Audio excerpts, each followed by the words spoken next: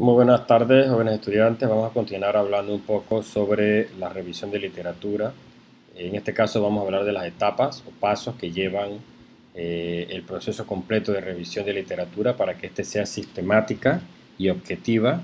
Y además estaremos hablando un poco sobre las clasificaciones de las diferentes fuentes de información al momento de iniciar un estudio o un problema de investigación. Vamos a organizar nuestra revisión en 5 pasos muy importantes. Cada uno de ellos tiene una serie de actividades que permiten la obtención de los resultados adecuados según el tipo de investigación en el cual está trabajando. El paso número 1 hace referencia a que debemos saber elegir de manera clara las palabras claves y elaborar la frase de búsqueda. Normalmente en un tipo de elección de palabras claves hace referencia a las palabras asociadas a la investigación. Si por ejemplo hablamos sobre hipertensión, salud, Panamá o sistema de salud, etcétera, todas estas palabras hacen referencia al tipo de pregunta o problemática de investigación que vamos a resolver. Y la frase de búsqueda, que no es más que la relación que existe entre cada una de ellas. Para poder hacer eso se utilizan concatenaciones con exclusión o inclusión, tomando en cuenta que un AND o un y es un inclusivo a más de un concepto y un OR o un O es un exclusivo a dos conceptos. Es decir, que si yo tengo una frase de búsqueda y digo salud y educación, las referencias o artículos que hablen sobre salud y educación solamente van a ser mostrados en la búsqueda. Si por el contrario yo tengo una relación o una frase de búsqueda, educación o salud, me pueden salir artículos relacionados a educación por un lado y a salud por el otro, pero no necesariamente los artículos de salud tienen que hablar sobre educación, ya que hablamos de conceptos de inclusión y de exclusión de los conceptos relacionados. Un segundo paso es la búsqueda de información en libros y tesis doctorales. Posterior a que buscamos información en artículos de revistas científicas, que le dan valor a nuestra investigación, vamos a seguir haciendo una búsqueda en aquellos libros asociados a la temática que deseamos desarrollar y tesis doctorales que en algún momento determinado tienen una validación científica. Posteriormente tenemos el paso número 3, es la búsqueda de información en artículos, ahora en artículos que pueden ser a través de congresos y demás. Y el paso número 4, que es acceso a aquellas revistas y adquisición de artículos que en un momento determinado podamos utilizar. Existen algunas revistas que sus artículos son de open access, o sea, acceso abierto, y usted puede descargar el PDF completo del artículo, pero existen otras que son de acceso más cerrado, donde solamente usted puede hacer referencia a el resumen o el abstract, y si quiere tener información de ese artículo, puede ser que en algún otro sitio lo encuentre completo, o en alguno de los casos se le solicita al autor que nos envíe una copia para fines académicos. Y por último, el tratamiento de la información, que no es más que la clasificación u organización de toda la información encontrada. En la etapa número 1 ya vamos a entrar en detalle. Decimos que la planificación de la revisión lleva consigo identificación de la necesidad de revisión, por qué es necesario hacer una revisión, definir un protocolo de búsqueda. Existen diferentes tipos de protocolos de búsquedas en el área de medicina, en el área de salud, en el área de educación. Cada uno tiene definido ese protocolo. El protocolo no es más que una serie de pasos sistemáticos que dicen cómo hacer la búsqueda. Por ejemplo, Kishenhan, que es un autor muy conocido, hace uso de un protocolo de investigación y dice cómo hacer paso a paso esa investigación. Después que se define el protocolo de revisión, ahí podemos incluir cuáles son los criterios que vamos a excluir o incluir en la investigación, es decir, qué campos del estudio vamos a tomar o no, que sería básicamente como la delimitación de un problema. La evaluación de la planificación es saber si en verdad la planificación se ha llevado a cabo, es decir, si está bien organizada. Posteriormente, a tener una planificación correcta, vamos a empezar a hacer una etapa 2 de desarrollo de la revisión, en donde hacemos la búsqueda de los estudios primarios, selección de los estudios primarios, extracción y gestión de datos y la síntesis de datos, para entonces tener una cantidad de resultados que puedan ser publicados a través de redacción de un escrito que refleje el análisis crítico que pretendemos abordar. Normalmente nosotros requerimos hacer una investigación documental a través de fuentes de información. Estas fuentes nos permiten identificar, descubrir, localizar, adquirir y consultar información para poder saber si vamos en buen camino. Como les dije en el material anterior, debemos tener claro qué es lo que vamos a investigar, si alguien lo ha hecho, cuándo lo han hecho, cómo lo han hecho, para saber si en verdad estamos en la línea correcta del proceso de investigación. ¿Cómo se hace? Bueno, nosotros empezamos a buscar y estamos muy acostumbrados a hacer revisión de bibliografías, buscamos libros, buscamos bases de datos en línea, ya tenemos gran cantidad de bases de datos, por ejemplo, la CENACYT tiene la plataforma ABC, que conlleva a una serie de enlaces a bibliotecas virtuales, bibliotecas de universidades muy especializadas, bibliotecas de revistas y bases de datos que tienen artículos que podemos utilizar para nuestras investigaciones. O simplemente a través de un grupo de amigos que conozcan o sepan sobre fuentes en otros lugares y podamos entonces acceder a cada una de ellas. O la búsqueda tradicional académica, en donde nosotros utilizamos diferentes URLs para entonces encontrar información asociada a una temática en especial.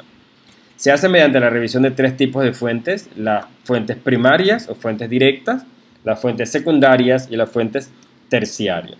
Las fuentes primarias son aquellas donde el investigador presenta por primera vez los resultados de su trabajo a través de un reporte de investigación que sigue unas normas de publicación según la revista, según la editorial, etc.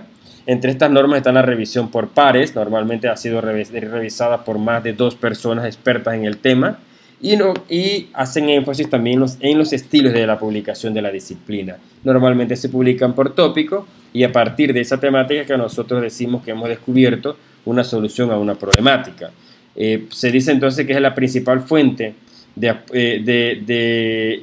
investigación o apoyo de la persona que está desarrollando una fase o un proceso de investigación. Y nos proporcionan datos de primera mano. Hay diferentes tipos de fuentes primarias. Tenemos las revistas o journals, con indexación o no indexación según el tipo de temas a tratar. Las publicaciones académicas o eruditas, por ejemplo, las Scholarly Publications. En este caso tenemos el Google Scholar y otra serie de publicaciones. Conferencias, periódicos, manuscritos, monografías, documentales, reportes de periódicos, tesis, disertaciones, documentos oficiales, entre otros tipos de fuentes que nos van a arrojar a nosotros el valor principal de nuestra investigación. ¿Okay? Mencionar otros tipos de fuentes primarias: bueno, tenemos bitácoras de viajes, análisis científica, diarios, testimonios de expertos, también pueden ser otro tipo de fuentes, cuadernos de laboratorio, grabaciones sonoras e imágenes. Esa con respecto a las fuentes o tipos de fuentes primarias. Con respecto a los tipos de fuentes secundarias, podemos decir que son aquellas donde se resume o sintetiza lo que se publicó en una fuente primaria. Normalmente dentro de estas fuentes secundarias tenemos las revisiones sistemáticas, donde se sintetiza sobre cosas que han hecho otros y se convierte inmediatamente en una fuente secundaria. Se reprocesan la información primaria, la resumen y la agrupan en información más condensada y le dan una nueva presentación. ¿Okay? Tenemos diferentes fuentes secundarias, como por ejemplo enciclopedias de especialidades, enciclopedias de teorías específicas e enciclopedias de diferentes áreas multiculturales. ¿Okay? Los handbooks, las enciclopedias especializadas, las publicaciones de reseña, las monografías y los libros de texto. ¿Cuáles son los diferentes tipos de fuentes terciarias? Bueno, son aquellas que ayudan a identificar y localizar fuentes primarias y secundarias. Normalmente son herramientas de búsqueda que me permiten hacer análisis de fuentes primarias y secundarias. Puede ser un índice de una tesis, un banco de datos que tenga una serie de artículos relacionados, bibliografías que me lleven a estudios primarios y secundarios, abstracts o resumen que me van a llevar a mí a leer un artículo o no, catálogos de publicaciones y redes de información. Todo este tipo de literatura nos permiten a nosotros obtener información de redes personales de comunicación, de expertos y de grupos de interés que desarrollan temas en conjunto. Cantidad de fuentes de información. Bueno, podemos hacer una revisión exhaustiva de obras fundamentales, algunas investigaciones retrospectivas y muchas investigaciones recientes. Podemos hacer una revisión comprensiva, es decir, localizar todo lo que sea posible sobre el tema sin entrar en mucho detalle. ¿Cuántas fuentes debo incluir en un trabajo? Muchos dicen, bueno, ¿cuántas referencias debo tener? ¿Con cuántos temas debo hacer referencia a mi investigación? Bueno, no hay una cantidad fija. Eso depende evidentemente de la investigación a realizar. Puede ser que la investigación tenga muchas fuentes asociadas a ella y entonces podemos referenciar varias. Puede ser que haya sido una investigación que nunca se ha tocado, por lo cual las fuentes son muy limitadas. Y eso depende básicamente del tipo de investigación. Johnson, citado por Merter, sugiere lo siguiente en cuanto a la cantidad de recursos a citar. Cuando hablamos de trabajos a nivel de subgraduados, es decir, a nivel de estudiantes que todavía no no han terminado una carrera de licenciatura o especialidad, hablamos de que normalmente estos trabajos pueden tener de 5 a 20 títulos o referencias o bibliografía. Cuando hablamos de tesinas hablamos de 20 o más. Cuando hablamos de tesis de maestrías y de doctorados estamos hablando de 40 o más. Y cuando hablamos de disertaciones hablamos de 50 o más. Estas son meras sugerencias, pero no necesariamente deben ser ajustadas a la investigación que cada uno tiene. En algunos casos las referencias son más extensas que en otros casos. El proceso de búsqueda básicamente consiste en construir un filtro frente a las fuentes de información científica existente, evitando que haya desbordamiento informativo, es decir, que al hacer búsqueda no nos encontremos con 60 artículos que hablen sobre el tema, por lo cual debemos seguir haciendo filtros sobre esos filtros para entonces tratar de encontrar los artículos que se relacionan más a nuestro proyecto. Se dispone de las herramientas necesarias y adecuadas para buscar, clasificar, ordenar y recuperar información a través de diferentes herramientas de búsquedas, a través de diferentes herramientas de almacenamiento de referencias, entre otros. Y se elaboran estrategias adecuadas de búsqueda de información para delimitar la búsqueda y que los resultados obtenidos sean los más adecuados.